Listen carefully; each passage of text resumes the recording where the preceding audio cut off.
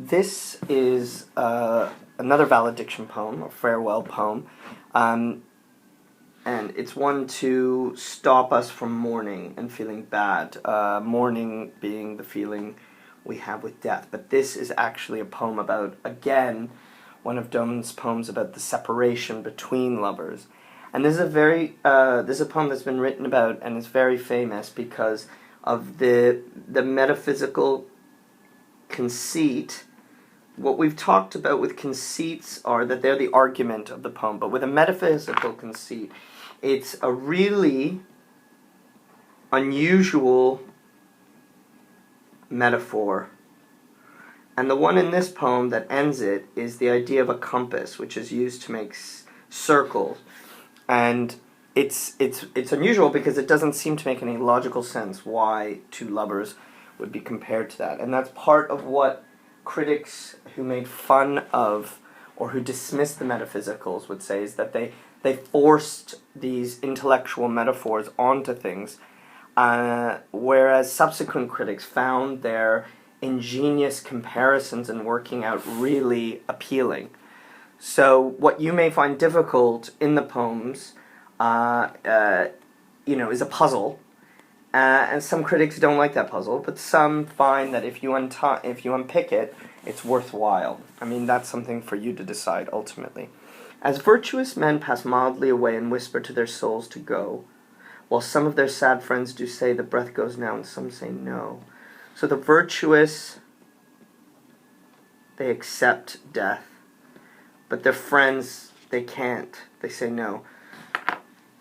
So he's saying, let us melt. Make no noise. We should be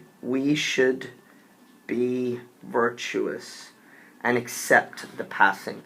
No tear floods, no sigh tempests move. So again, the body has this immense ability to change the universe, to cry and cause floods, or to cause tempests from moaning and weeping. 'Twere profanation of our joys to tell the laity.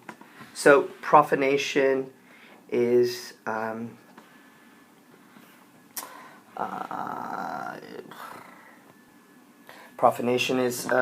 something against the sacred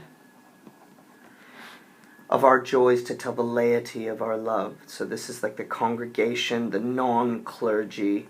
So what's being said here is, let's be virtuous, let's melt, let's just do it without crying, and it would be against the beauty of our love if we let everyone know.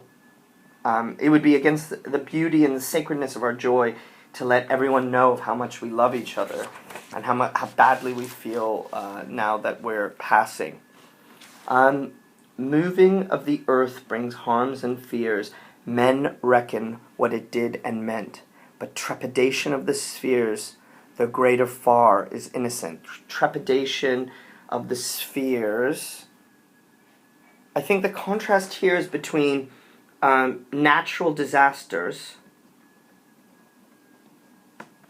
and which everyone can see as being brutal and intense, and then the trepidation of the spheres is very specific. It's this constant tension in the whole universe, the movement of all the planets that's always taking place, but we don't actually realize it. And this is the one he wants to be. He wants to be unnoticed tremors.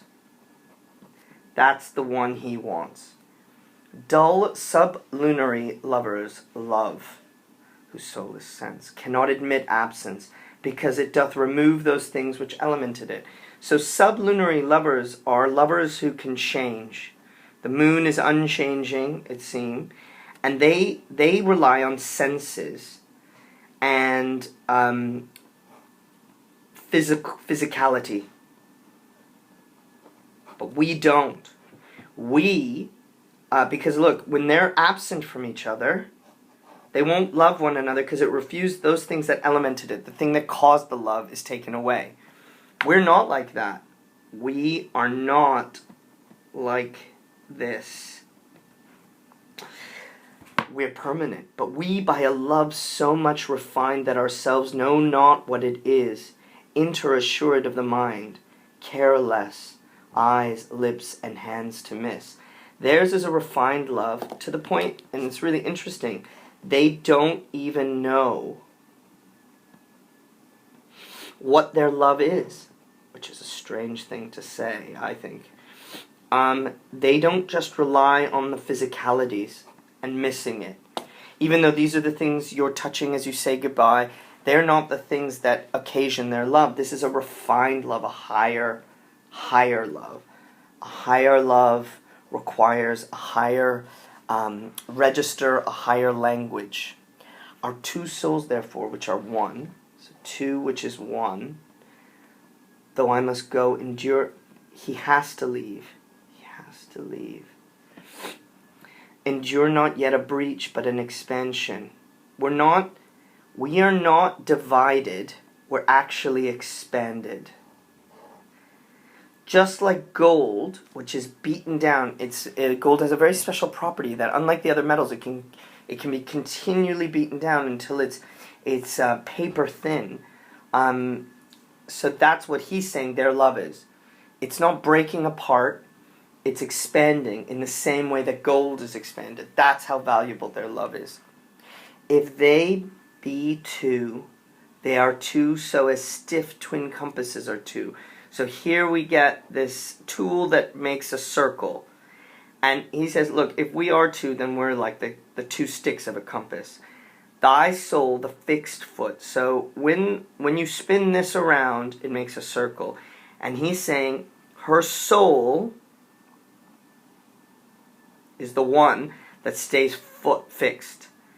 Makes no show to move, but doth if the other do. It only moves if the other one moves.